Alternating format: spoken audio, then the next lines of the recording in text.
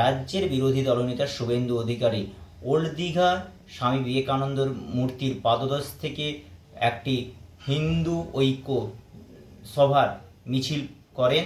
সেই মিছিলে প্রায় ৩,০০০-এর বেশি মানুষ উপস্থিত ছিলেন। তার সঙ্গে সাধু সন্ন্যাসী প্রায় ৪০০ জনের মতন ছিল।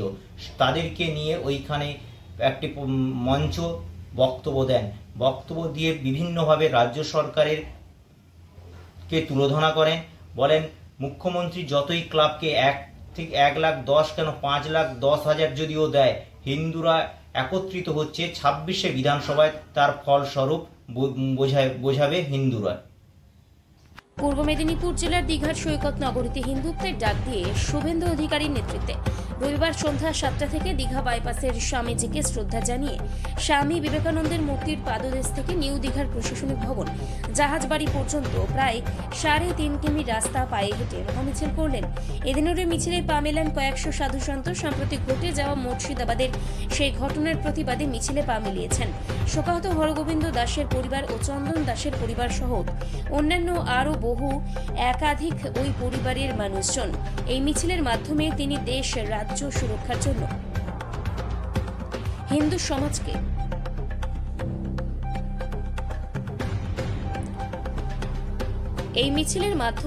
রাজ্য ও দেশ সুরক্ষার জন্য হিন্দু সমাজকে একত্রিত হওয়ার ডাক দিলেন। সাথে দীঘার জগন্নাথ মন্দির কিভাবে তৈরি হয়েছিল, বর্তমান কি পরিস্থিতি, সবটাই তুলে ধরছেন পুঙ্খানুপুঙ্খভাবে। তিনি এই বিষয়ে আরো কি বললেন আমরা শুনে নেব।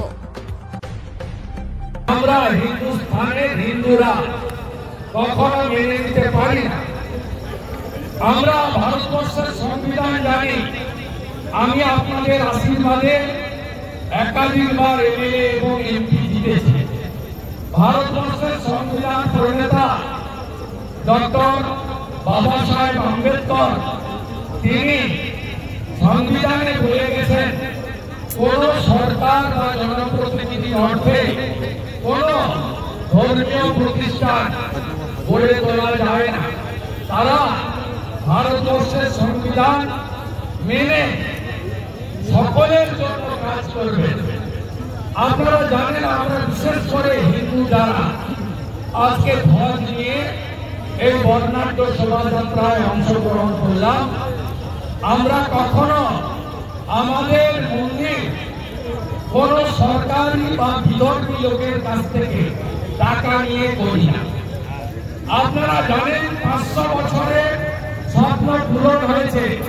অযোধ্যায় শ্রীরাম জন্মভূমিতে আমাদের মন্দির নির্মিত হয়েছে।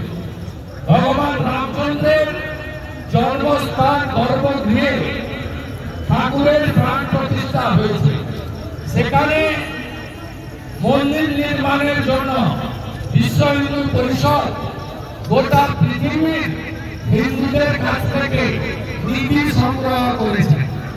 10 টাকা, 50 টাকা, 100 টাকা, যার যেমন আছে, কোটিপতিরা কোটি টাকা তারা সাহায্য করেছেন। 1 টাকাও ভারত সরকার বা উত্তরপ্রদেশ সরকারে নেওয়া হয়নি। মন্দির নির্মাণে ব্যয় হয়েছে 2200 কোটি টাকা, আর হিন্দুরা নিধি দিয়েছেন 3,500 কোটি টাকা। 3,500 কোটি টাকা। তাই মমতা বন্দ্যোপাধ্যায় সরকার চালাচ্ছে। তিনি জানেন যে পশ্চিমবাংলার গরিষ্ঠ সংখ্যক